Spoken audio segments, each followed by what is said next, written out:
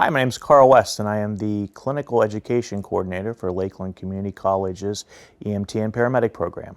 The way that I ended up in public safety was I either had to get a job or go to school between my senior year of high school and my freshman year of college. And an EMT program fit perfectly into my summertime plans. On my very first class, I came home and told my mother that I was not going to OU, that I was going to become a firefighter paramedic. And 4 years later, I had progressed in my fire and EMS education and also graduated from OU. So we came to a consensus that I could do both. So one of the most common questions that I see from our students is what do I need to successfully pass this class? How can I get from walking in the door as a student with little to no medical knowledge and walking out being a certified EMT or a certified paramedic? How are you going to cram all this information into my brain in under a year?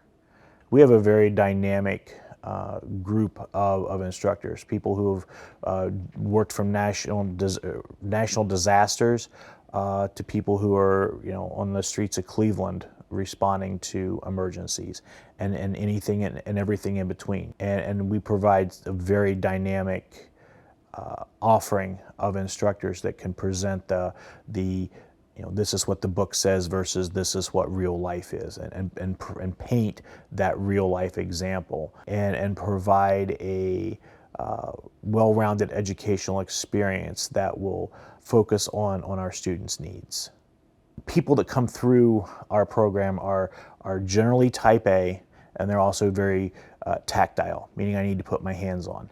And we have a lot of benefit over some other schools because of the amount of sim labs that we have. We have sim lab or sim mannequins that can mimic anything from delivering a baby to having a heart attack, talk to you. You can assess the patient. You can listen to lung sounds. That helps to develop that formative basis that the students need in order to treat the patients, in order to assess the patients, make sure that they're treating the patient correctly.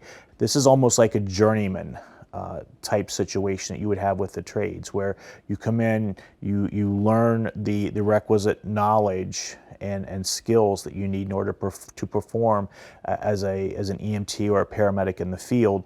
And then once you get on the job, that's when you truly learn how to be a paramedic. You hear from people that, I got this because I want to help people, I want to do this, I want to do that, I want to make a difference. And that isn't the reason that I got into this, but this is the reason that I've spent the last 25 years doing this. I feel blessed that the public in my city allows me to come to work and do my job. And that's rewarding for me. So while I might have started my career off because I was a lazy 18-year-old that didn't want to get a job, I've stayed in my career because I find it to be the most rewarding profession that I can imagine.